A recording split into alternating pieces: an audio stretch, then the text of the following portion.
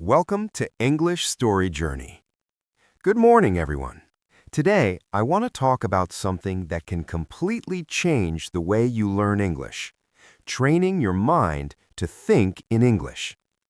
Today, I am standing here to talk about an important topic that can completely change the way we learn and speak English. The topic of my speech is Train Your Mind to Think in English. Many English learners understand grammar rules and vocabulary, but when it's time to speak, they feel nervous or slow. Why does this happen? English is a global language. It connects people from different countries, cultures, and backgrounds. We study English for many years, yet many of us still feel afraid when we have to speak it. We know the words, we know the grammar, but when it's time to speak, our mind suddenly stops working. Why does this happen? The main reason is that we think in our native language first and then translate into English. This habit makes speaking slow, confusing, and stressful. By the time we translate, the moment is already gone. That's why learning English is not just about books, it is about training the mind. To speak English fluently, we must start thinking in English. Thinking in English means understanding ideas directly in English without translating them into another language. When you think in English, your brain responds faster, your sentences sound more natural, and your confidence increases. Now, the question is, how can we train our mind to think in English? The first step is awareness. You need to notice when you are translating in your head.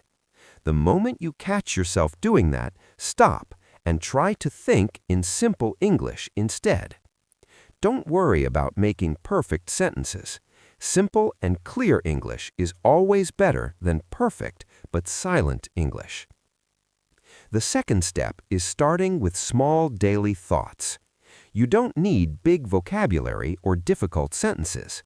Begin with simple ideas. I'm getting ready for school. The weather is nice today. I feel tired but happy. These small thoughts slowly build a strong English thinking habit. The third step is self-talk in English. Talk to yourself while doing everyday activities. Describe what you see and what you do. I'm opening my book. I'm listening to my teacher. I need to finish my homework. This practice improves fluency and removes fear because your first listener is you. The fourth step is thinking in English, not translating. Instead of translating every word into your native language, try to understand the meaning in English. For example, when you hear the word confidence, don't search for its meaning in another language. Think about situations where confidence is needed. This helps your brain connect words with ideas, not translations. The fifth step is listening to English regularly. Listen to American English through movies, TV shows, interviews, podcasts, and songs. Listening helps you understand pronunciation, accent, sentence structure, and natural expressions. Even if you don't understand everything, your brain is learning silently.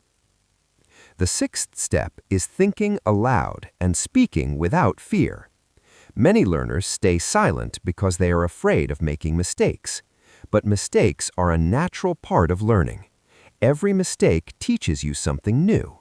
Fluency does not come from perfection, it comes from practice. The seventh step is using English in real life. Try to use English while texting, writing notes, or speaking with friends. The more you use English, the more natural it feels. English should become a part of your daily life, not just a subject in your classroom. Another important point is patience. Training your mind takes time. You cannot expect results in one day or 1 week. Some days you will feel confident, and some days you will feel confused. That is completely normal. The key is never to give up.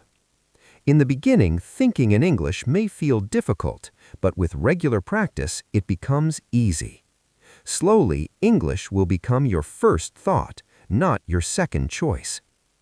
In conclusion, I would like to say that English fluency is not about intelligence or talent. It is about habit and mindset. When you train your mind to think in English, speaking English becomes natural, smooth, and confident. So start today. Think in English, dream in English, and speak English with confidence. Thank you so much for watching. Like, share, subscribe.